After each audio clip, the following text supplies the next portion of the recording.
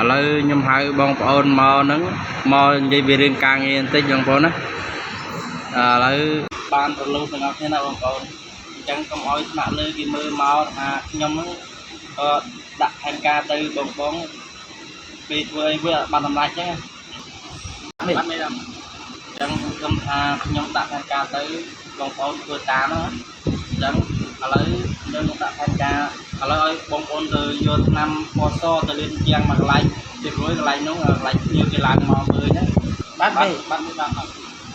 ចឹងឲ្យទៅតាំងពីនេះឲ្យមកវិញមកលៀបណាចាំខ្ញុំបើពេលហើយចាំថតឲ្យខ្ញុំមើលមកអញ្ចឹងទៅយកកន្លែងឆ្នាំនៅឃ្លាំងយើងឡើងដាក់ទឹកឆ្នាំអញ្ចឹងឲ្យទៅយកទាំងអស់គ្នាមកទៅតាំងពីនេះទៅបងប្អូនចាត់ទុកដាក់កន្លែងការងារហ្នឹងដូចប្រៀបដូចជាផ្ទះបងប្អូនអញ្ចឹង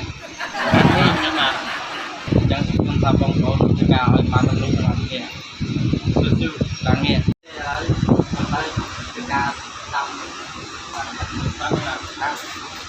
មានតែបាត់ហើយតែឆ្នាំទៀតមេមាញ់ថានៅកន្លែងកាំងនេះដូចផ្ទះយើងអញ្ចឹងមែនមេថាអញ្ចឹងមែនដែរហ្នឹងហើយហាមិនថៃបាញ់នៅទីហ្នឹងបើមេថាកន្លែងកាំងនេះដូចនៅកន្លែងផ្ទះយើងហីបើនៅផ្ទះយើងស្មានហ្នឹងយើងដេកហើយមែនតើតាយប់អីដេកហ្នឹង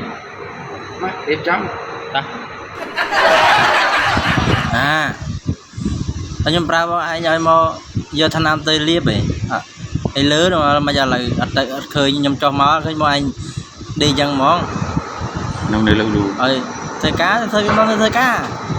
ហើយវានាំវាដេកចឹងទេមេមកវិញណាមេថាកន្លែងនេះដូចជាផ្ទះយើងឯងមេខ្ញុំថាដេកបន្តិចមេមើលម៉ោង7បានធ្វើការបានតែប៉ុណ្ណឹងបាទតាឃើញតែខ្ញុំនៅទៅខ្ញុំដេកមេស្មានហ្នឹងឥឡូវខ្ញុំធ្វើការបានមេតោះ